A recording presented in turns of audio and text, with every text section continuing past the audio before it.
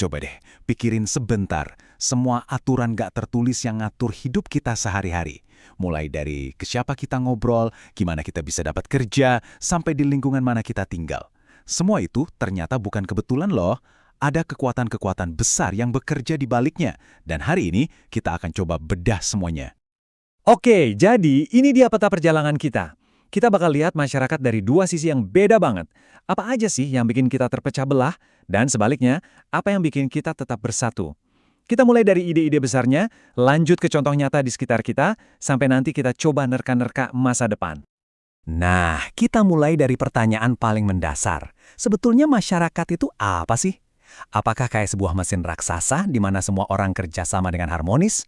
Atau jangan-jangan ini adalah medan perang abadi buat berebut kekuasaan? Dua cara pandang ini jadi fondasi hampir semua perdebatan sosiologi. Di sini kita bisa lihat dua kubu utama dalam sosiologi.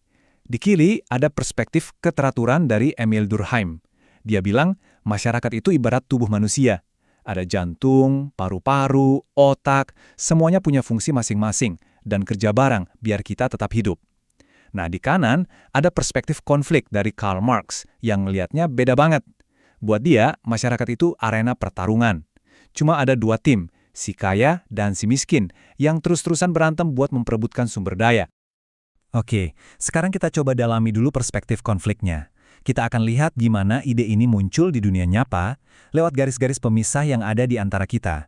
Dan ini bukan sekedar beda pendapat ya, tapi soal sebuah sistem yang seolah-olah udah dirancang untuk menciptakan siapa yang menang dan siapa yang kalah. Nah, konsep utamanya adalah stratifikasi sosial. Biar gampang, bayangin aja masyarakat itu kayak kue lapis. Ada lapisan paling atas, tengah, dan bawah. Bedanya, lapisan ini bukan dari kue, tapi dari kekayaan, status sosial, dan kekuasaan.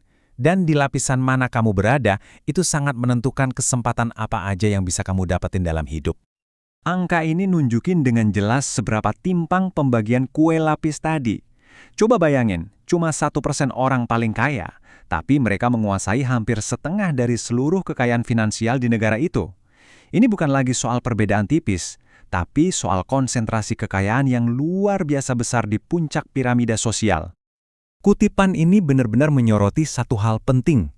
Ada bedanya antara rasisme personal, misalnya satu orang nggak suka sama orang lain karena rasnya, dengan rasisme institusional. Nah, rasisme institusional ini yang lebih jahat. Ini adalah saat aturannya sendiri, sistemnya sendiri, entah itu di perbankan atau properti, yang tanpa sadar atau bahkan sengaja justru merugikan kelompok ras tertentu. Bagaikan bedanya antara satu apel busuk dengan keranjang yang memang dirancang untuk membuat semua apel di dalamnya jadi busuk. Nah, ini dia contoh konkret dari rasisme institusional. Aturan tata kota atau zonasi kedengarannya netral kan, nggak ada tuh nyebut-nyebut ras sama sekali. Tapi pada praktiknya, aturan yang bilang satu area cuma boleh untuk rumah keluarga tunggal yang besar dan mahal, otomatis bikin kelompok minoritas yang ekonominya lebih lemah jadi nggak bisa tinggal di sana. Jadi bukan niat di atas kertas yang penting, tapi dampaknya di dunia nyata. Oke, sekarang kita balik ceritanya. Kita lihat sisi keteraturan dari masyarakat. Kalau memang isinya konflik melulu, kok kita nggak hancur berantakan dari dulu? Pasti ada sesuatu dong yang jadi lem sosial yang merekatkan kita semua. Apa sih yang menciptakan harmoni dan bikin kita mau bekerja sama? Kita semua pasti punya dua jenis hubungan ini.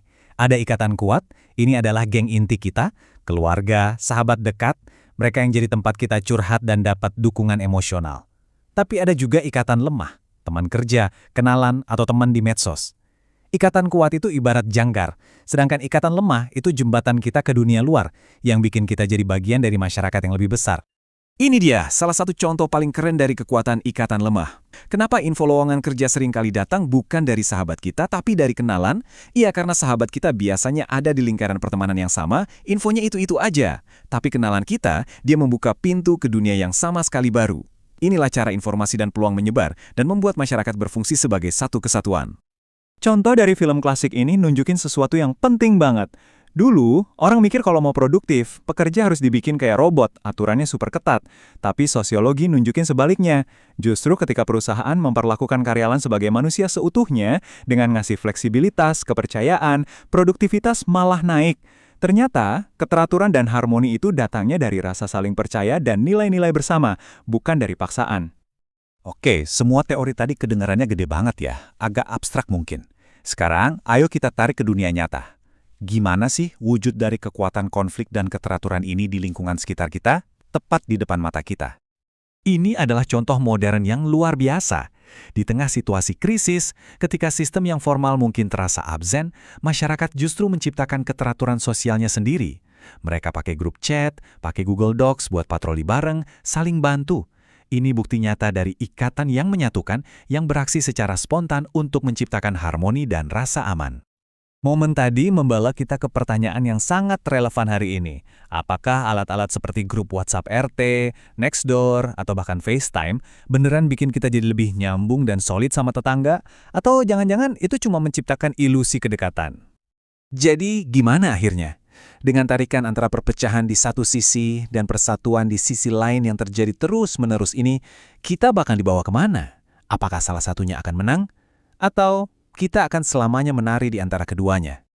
Nah, ini yang perlu kita ingat. Masyarakat itu nggak pernah statis, dia terus bergerak. Menurut kacamata teori konflik, sistem yang sangat nggak adil itu umurnya nggak akan panjang, pasti akan retak. Tapi justru dari reruntuhan itulah, ada kesempatan untuk membangun sesuatu yang baru, yang mungkin lebih baik. Jadi kekacauan hari ini bisa jadi adalah proses pembongkaran untuk pembangunan tatanan yang lebih adil besok. Dan ini dia pemikiran terakhir untuk kita bawa pulang. Kembali ke ide awal tentang masyarakat sebagai sebuah tubuh. Kalau masyarakat kita adalah organisme, apakah ia sedang sehat? Dan yang lebih penting lagi, siapa yang punya hak untuk jadi dokternya dan menentukan obatnya? Ini bukan cuma pertanyaan akademis, tapi pertanyaan yang jawabannya akan menentukan masa depan kita semua.